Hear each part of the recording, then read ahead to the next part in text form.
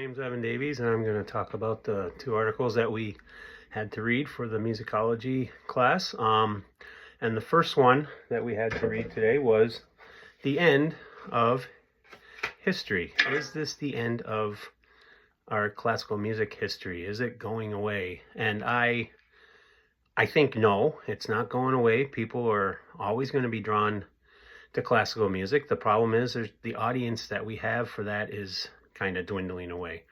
It's as I said, it's not going to completely ever go away. There's always going to be people that study classical music, that enjoy classical music. It's just our audience is dwindling, and there's a lot of reasons why that's happening. Some of the reasons I think mentioned here was the lack of funding for the arts by our government, and the lack of funding for our music departments overall in public schools. I think a lot of us can attest to that. Another thing that they talked about was the lack of concert attendance. People don't go see live music as much as they used to, and there's lots of reasons for that. One of the main reasons probably is the easy access to music on Spotify and Apple Music and Amazon Music and platforms like that. So that, if a person has to choose to go pay a lot of money for a concert or to listen to it on Spotify, some people just don't have the means to go and buy a concert ticket. And I'm a father with 4 kids. We stretch our budget sometimes. I totally get that.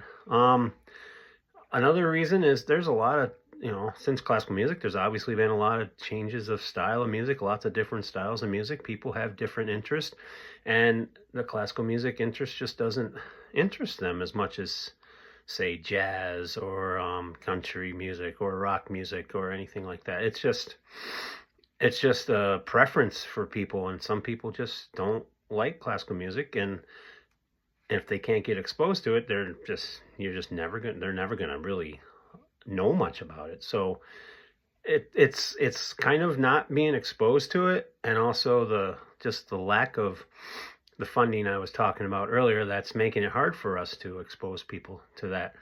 Also, I think there's just fewer people, fewer musicians that are focused on classical music, and so when you have less musicians, the exposure again is not out there. I don't think it's gonna die. I think there's just a change. It's just a change in societies throughout the years, and it's just not as prevalent as it used to be, and it's not going to die. It's just going to become part of a style of music that people study and listen to and enjoy. So that's my take on that article. I just don't think it's going to die, and there's lots of things I'd love to see happen to fix that with funding, and I think that's the big deal. It's just there's lack of funding, and it's just hard for people to go to concerts too.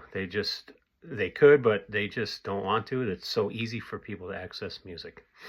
All right, moving on now to the big article of musicology. Sometimes there's just a lot of stuff to digest here. Sometimes it felt like we were getting a drink from a fire hydrant, but overall, musicology is, the simple definition is it's just a scholarly study of music, not just the study of music, but a more in-depth study of like musicians, performance, the social impacts, the culture, composers, and lifestyles of musicians. There's lots of things you can study here. And so it did mention quite a few disciplines of musicology. So I'm just going to kind of go over some of them here real briefly. First was the historical method, which is the studying the music of the past, and not just the music, but its historic value, the time periods, the political landscape, the aesthetics of music. It's important for people to know, like, a piece of music, like what exactly it was written about. I remember going to a conference, and Robert W. Smith, the late Robert W. Smith, was talking about some of the pieces he wrote, and our band performed a piece called The Great Locomotive Chase last year, which was really cool, and the band loved it, but they would not have loved it as much had they not known the story of the piece of music, which was talking about the Civil War, and the North Army was going down to destroy the railroad for the South, so they wouldn't have a way of transporting things throughout throughout the South to their troops, and just the way the music was written, it just gave the kids a better idea of how the music should have been played and performed and why it was written the way it was. And so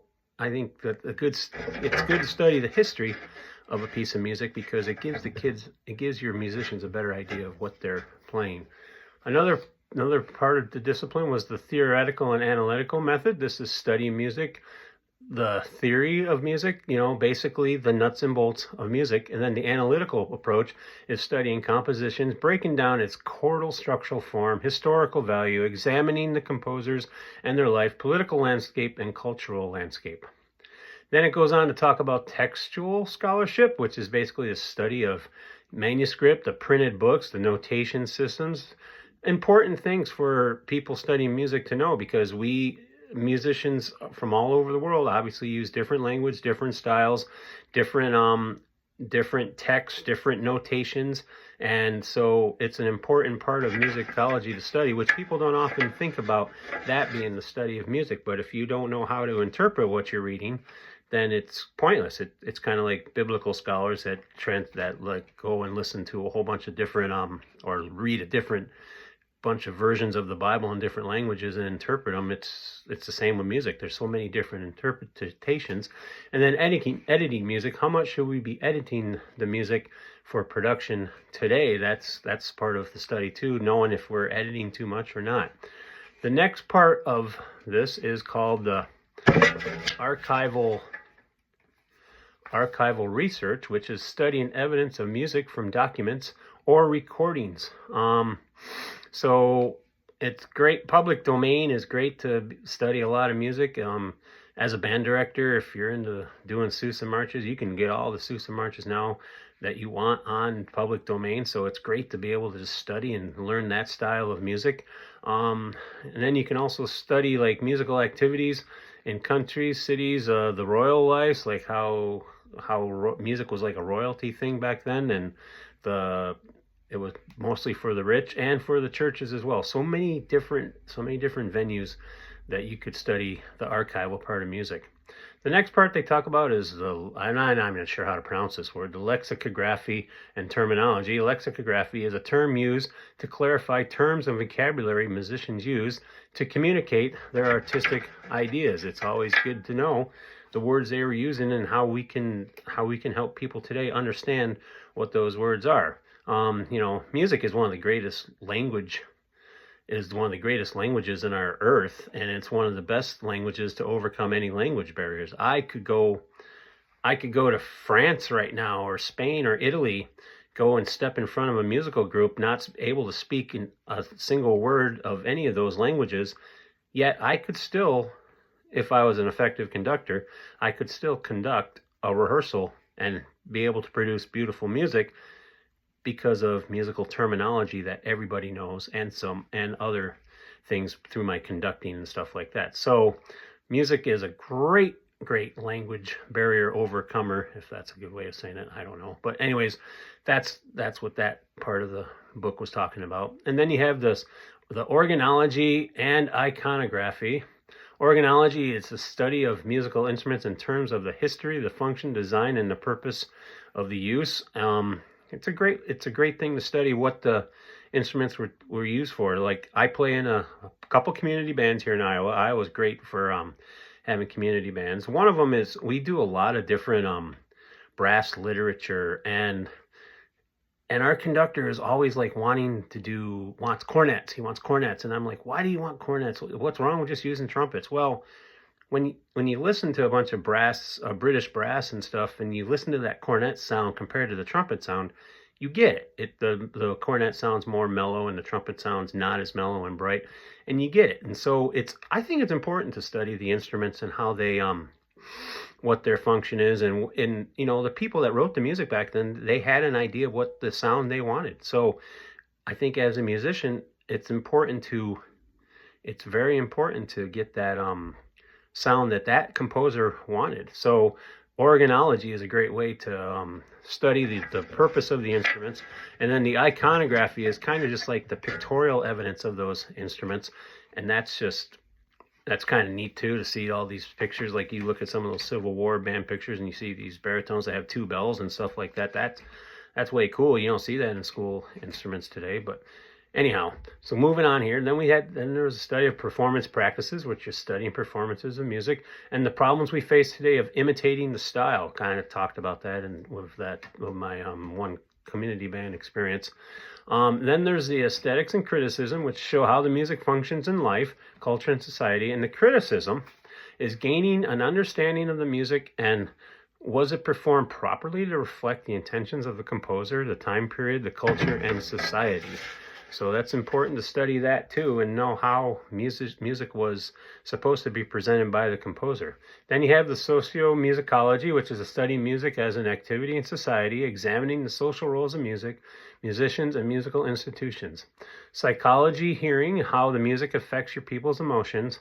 And then finally it ends with gender and sexual studies, which bringing out the recognition of the composer who are women, minorities, and people with perceived different lifestyles. Now, I think it's shameful that we have to label composers in categories, because really if we're non-judgmental, we just go by the quality of music, and if it was written by a woman, great. If not, was the quality of music. But there was times in our life where these opportunities were not even available to people. So as much as I think that idea would be great if we can just judge the music by quality, I think it's important that you also recognize that these people are big into the music production. And I've had concerts where I focused on, like, okay, we're going to do some pieces by women composers, we're going to do pieces by African American composers. I don't do that often. I really just kind of pick music that my groups will like. But it's we're just in a world where some people for some whatever reason, probably because most of us have just stupid human nature at times, we just people are discriminatory, and it's not fair. It's not fair, but that's the way it is. So I think we just